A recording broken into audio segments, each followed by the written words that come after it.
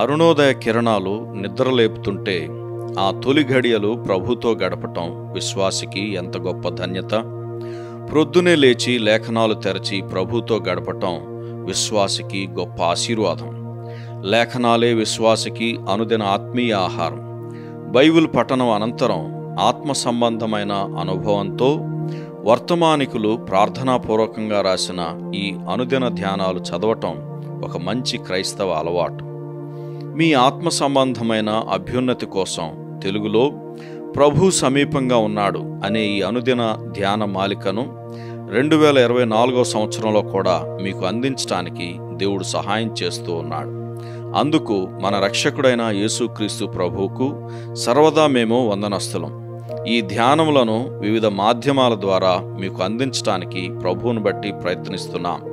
వీటిని వాట్సాప్ ద్వారాను యూట్యూబ్ ద్వారా కూడా అందించడానికి మేము ప్రయత్నం చేస్తూ ఉన్నాం.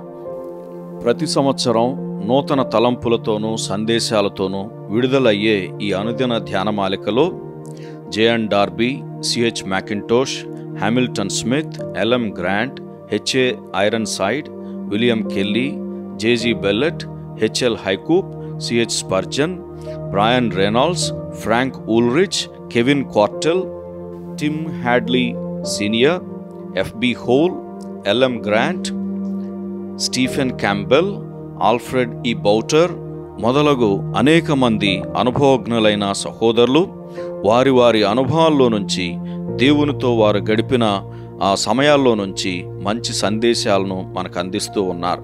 వాటిని అనుభవం కలిగిన తెలుగు సహోదరులు తెలుగులోకి అనువదించి అర్థమయ్యే భాషలో మీకు అందించే ప్రయత్నం చేస్తూ ఉన్నారు. ఈ ధ్యానాలను అనుదినం చదవండి, ఆత్మ సంబంధమైన మేలులు పొందమని దేవుని నామం పేరట మనవి చేస్తూ ఉన్నాం. మీ అందరికీ వందనాలు. శుభములతో ప్రభు పరిచర్యలో మీ తోటి సహోదరులు.